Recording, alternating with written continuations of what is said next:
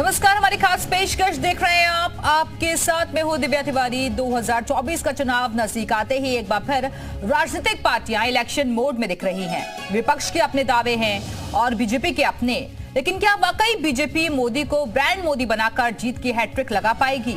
और पार्टी की रणनीति कैसे सटीक बैठती है, आज सियासी चश्मे से इसी को हम समझाने की कोशिश करेंगे। चाहे चक्रव्यूह की रचना हो या फिर चौसर का खेल, कौरवों ने पांडवों को हराने के लिए हर वो उपाय किया जो वो कर सकते थे, लेकिन होता वही है जो तकदीर में लिखा होता है। कहते हैं सियासत किसी की अपनी नहीं होती, कभी जीत तो कभी पट। धार कब किसी की कुंद हो जाए ये कोई नहीं जानता। इस रण में हम आपको 2024 के सियासी चश्मे को दिखाने की कोशिश करते हैं, वो चश्मा जो सियासी तापमान को और बढ़ा देगा।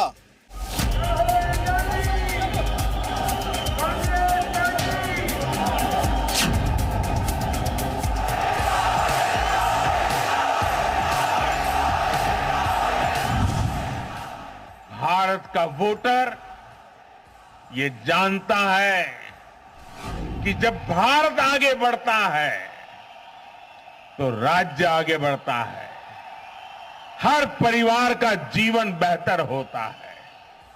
इसलिए वो बीजेपी को चुन रहा है, लगातार चुन रहा है। और कुछ लोग तो कह रहे हैं कि आज की इस हैट्रिक ने 24 की हैट्रिक की गारंटी दे दी है।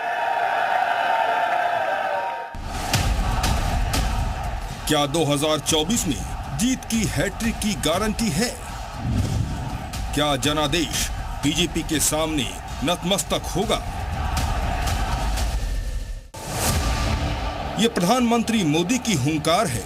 हिंदी पट्टी के 3 राज्यों में जीत की हैट्रिक के बाद जब चारों तरफ बीजेपी का जश्न चल रहा था, तो पीएम मोदी ने दिल्ली के बीजेपी मुख्यालय में 2024 के लोकसभा चुनाव में जीत की हैट्रिक की भी गारंटी दे दी।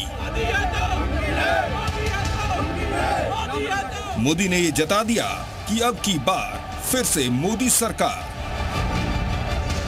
मध्य प्रदेश, राजस्थान और छत्तीसगढ़ में जीत से बीजेपी गदगद है। तभी पार्टी ने 2024 के लोकसभा चुनाव को लेकर लकीर खींच दी। भरोसा ये कि आजादी के अमृत काल में विकसित भारत का जो संकल्प हमने लिया है, उसे जनता जनार्दन का लगातार आशीर्वाद मिल रहा है। आज दुनिया देख रही है कि भारत का लोकतंत्र और भारत का वोटर दोनों कितने परिपक्व हैं, कितने मैच्योर हैं।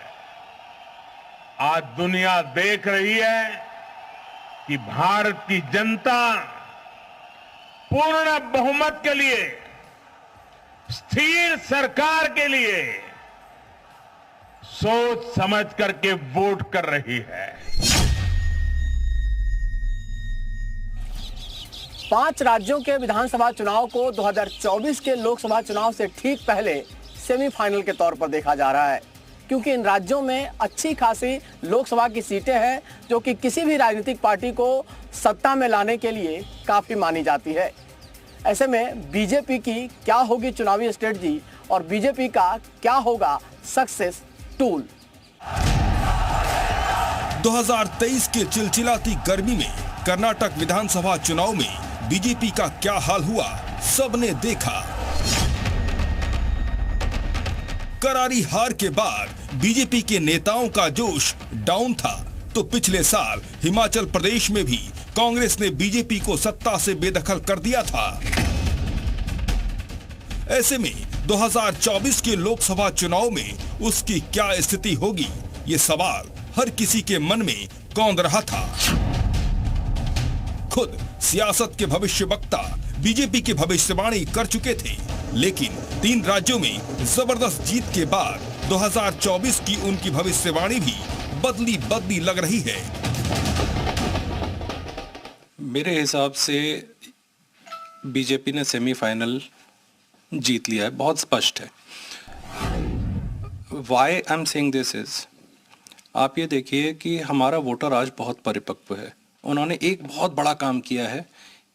कांग्रेस की जितनी कमियां थी और कांग्रेस के साथ इंडिया अलायंस की जो कमियां थी, उसको उन्होंने सामने लाके खड़ा कर दिया है। 10 वर्षों में जो भी किया है बीजेपी ने या मोदी जी ने, अगर वो अच्छा नहीं होता तो अभी वो 3 राज्य इस तरह से नहीं जीतते। एक जो लाभार्थी वर्ग क्रिएट किया है, मोदी के आने के पहले समाजवाद का नारा दिया जाता था। मोदी जी ने समाजवाद का नारा नहीं दिया, लेकिन वामपंथ और कांग्रेस का जो सोशलिज्म था उसको धीरे से निकाल लिया। 2024 एक चुनौतीपूर्ण हो सकता है इस दृष्टि से, क्योंकि मामला इतना आसान नहीं है जितना 3 राज्यों के चुनाव के बाद लग रहा है। मैं इस बात को इस वजह से भी कहता हूं कि इन 3 राज्यों में जो राजस्थान, छत्तीसगढ़, मध्य प्रदेश हैं, वहां से लोकसभा की 65 सीटें आती हैं और 65 में से इस समय भी भारतीय जनता पार्टी के पास 62 सीटें हैं। यानी कि अगर ये सारी की सारी सीटें भी जीत लें तब भी बीजेपी को लोकसभा चुनाव में सिर्फ 3 सीटों का फायदा हो रहा है। बीजेपी की जीत का टूल किट क्या है? बीजेपी कैसे तैयार करती है जीत का ब्लूप्रिंट? इसे समझने के लिए सबसे पहले बात करते हैं सीआर पाटिल की। गुजरात में बीजेपी की बड़ी और ऐतिहासिक जीत की पगड़ी उन्हीं के माथे है। ऐतिहासिक जीत के लिए जब दिल्ली में पीएम मोदी का अभिनंदन किया गया तो उन्होंने जीत का श्रेय सीआर पाटिल को दे दिया। तो समझिए बीजेपी का सक्सेस टूल। कमजोर सीट को टारगेट पर रखो, कमजोर सीट पर मजबूत कैंडिडेट उतारो, गुजरात मॉडल अपनाओ, नए चेहरे को मौका दो, वोट पाने के लिए वोटरों को बूथ तक लेकर आओ। हारते हुए स्टेट में भी वो धुआंधार बैटिंग करते हैं, इसमें कहीं कोई, और उनको पूरा समर्थन मिलता है, जो सबसे बड़ा फैक्टर है बीजेपी के लिए। ग्राउंड लेवल की जो सपोर्ट मिलती है, आरएसएस की ऑर्गेनाइजेशनल स्किल, वो बहुत गजब की है, अनमैचेबल है।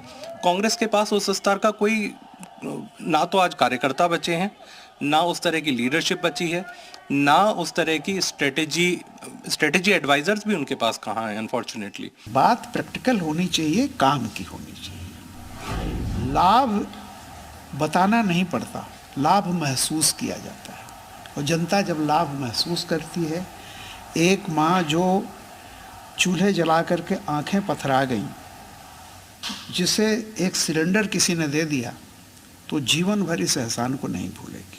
उसके लिए तो वो सेंटा क्लास है मोदी। आज की तारीख में बीजेपी का एकमात्र चेहरा है मोदी, ब्रांड मोदी।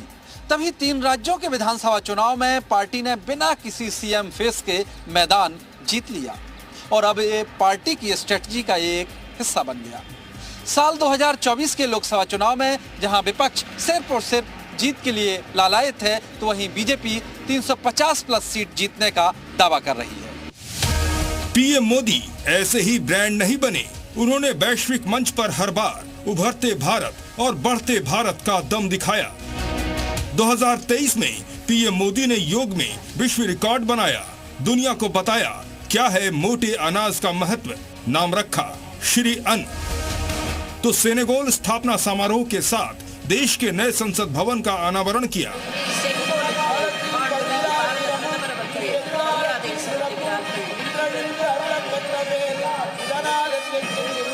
सांस्कृतिक कूटनीति में भी मोदी का कोई सानी नहीं। विदेशी मेहमानों के साथ मोदी ने उपहारों का जमकर आदान प्रदान किया। कोरोना महामारी के बाद 2023 में भारत एक मददगार और ताकतवर ग्लोबल पावर के रूप में उभरा। अंतर्राष्ट्रीय स्तर पर भारत की स्थिति बेहतर हुई तो ग्लोबल रैंकिंग में मोदी ने अपनी जबरदस्त प्लानिंग के बूते देश को मजबूत किया। पहले सभी लोग जीत के आना है, जीत के लिए क्या करना उसके बारे में हम सोचे। कौन प्राइम मिनिस्टर बनना ये बाद में की बात है। एमपीज अगर नहीं है तो प्राइम मिनिस्टर की बात करके क्या फायदा है। तो इसीलिए हम पहले अपनी संख्या बढ़ाने के लिए एक होकर सभी लोग लड़ के हम मेजॉरिटी लाने की कोशिश करेंगे। जाहिर है ब्रांड मोदी देश के जनमानस पर सिर चढ़कर बोल रहा है।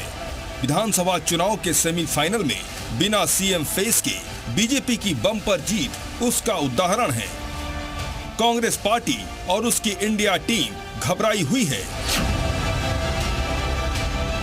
दिलचस्प बात यह है कि अगर नरेंद्र मोदी 2024 का लोकसभा चुनाव जीतकर तीसरी बार प्रधानमंत्री बनने में कामयाब होते हैं तो वे देश के पहले प्रधानमंत्री जवाहरलाल नेहरू के एक रिकॉर्ड की बराबरी कर लेंगे।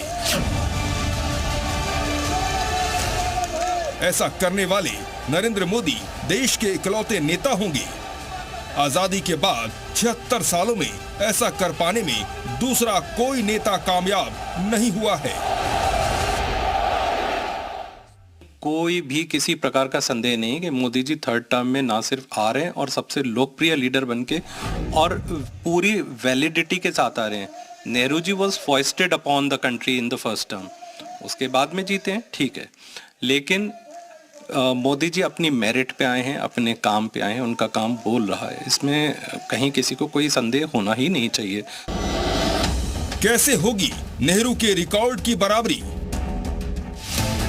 इतिहास के पन्नों में ये रिकॉर्ड है लगातार तीसरी बार लोकसभा चुनाव जीतने का। आजाद भारत में जवाहरलाल नेहरू ही ऐसे नेता हैं जिन्होंने लगातार अपनी अगुवाई में 3 बार लोकसभा चुनाव जीता है।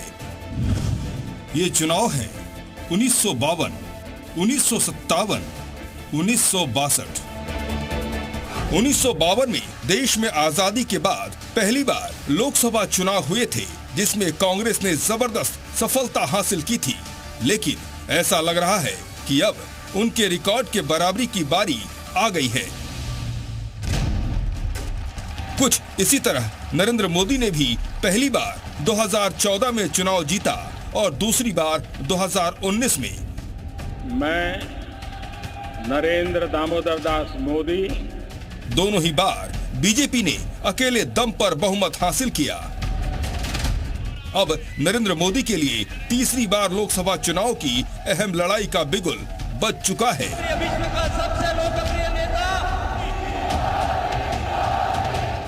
पक्ष और विपक्ष दोनों ही जबरदस्त चुनावी तैयारियों में लगे हुए हैं। सवाल फिर वही है कि क्या प्रधानमंत्री नरेंद्र मोदी जवाहरलाल नेहरू के रिकॉर्ड की बराबरी करने में कामयाब होंगे, या फिर राहुल गांधी का वो दावा सच होगा जो वो बार बार कह रहे हैं कि इस बार विपक्षी गठबंधन एनडीए के गठबंधन को पटखनी देने में कामयाब होगा। क्या ये सभी साबित हो सकता है? जरा सोचिए। क्या खरगे वर्सेस मोदी होगी जंग? जी हाँ, यही वो स्ट्रैटेजी है जो इंडिया गठबंधन के लिए संजीवनी साबित हो सकती है। हिंदी पट्टी के 3 राज्यों में बीजेपी की जीत और दक्षिण में कांग्रेस की जीत के बाद क्या ये कहना सही है कि बीजेपी और कांग्रेस उत्तर और दक्षिण भारत की पार्टी बन गई है? कांग्रेस पार्टी दक्षिण में मजबूती के साथ खड़े होने का दम रखती है तो बीजेपी उत्तर में। कांग्रेस के लिए ये स्ट्रैटेजी कैसे संजीवनी साबित हो सकती है, समझिए। उत्तर भारत में मोदी की अपनी छवि है, दक्षिण भारत में खरगे की अपनी छवि। उत्तर भारत में ब्रांड मोदी बड़ा है, दक्षिण में खरगे कांग्रेस के लिए तुरुप का पत्ता। 3 राज्यों में मोदी ने जीत दिलाई, कर्नाटक तेलंगाना में जीत के पीछे खरगे का हाथ। उत्तर में मोदी की जनता में खास अपील, दलित राजनीति में खरगे की नेतृत्वकारी भूमिका। उत्तर भारत के राज्यों में मल्लिकार्जुन खरगे की विश्वसनीयता कितनी होगी ये कहना आसान नहीं है, लेकिन इसका एक सकारात्मक संदेश जरूर जाएगा और कांग्रेस के साथ साथ दूसरे दलों को इसका फायदा हो सकता है। काशीराम मायावती के बाद की राजनीति में कोई ऐसा चेहरा नहीं है जो दलितों का प्रतिनिधित्व करता हो। ऐसे में दलित समुदाय भी कहीं न कहीं दूसरे दलों की ओर आकर्षित हो रहा है। दलितों का एक बड़ा हिस्सा बीजेपी के पास भी चला गया है। खड़गे जी ने दलित राजनीति कितनी की है ये सब जानते हैं। बहुत कम है, बहुत ही कम है। उनका अपना जनाधार कितना है, बहुत कम है। उनके अपने होम स्टेट में उनकी कितनी अपील है compare to the chief minister of Karnataka, सब जानते हैं। प्लस खड़गे जी में रामू काका मिल गए कांग्रेस को। दूसरी तरफ आप ये देखिए कि इंडिया अलायंस के बहुत सारे पार्टनर्स को Rahul Gandhi as a face नहीं चाहिए थे, लेकिन किस तरह से बोलें, तो उसको बोलने का एक बहुत अच्छा तरीका इन लोगों ने ये ढूंढा है कि खड़गे जी को आगे कर दो, राहुल गांधी पीछे हट जाएंगे अपने आप। प्रधानमंत्री नरेंद्र मोदी के नाम पर बीजेपी को अभी तक की सबसे बड़ी जीत दिलाने का रिकॉर्ड दर्ज है, लेकिन हिमाचल प्रदेश, बिहार, दिल्ली, पश्चिम बंगाल, कर्नाटक और तेलंगाना में वही करिश्मा नहीं दिखा। ऐसे में संभावनाएं कुछ भी हो सकती है। रविंद्र कुमार, जी मीडिया, दिल्ली।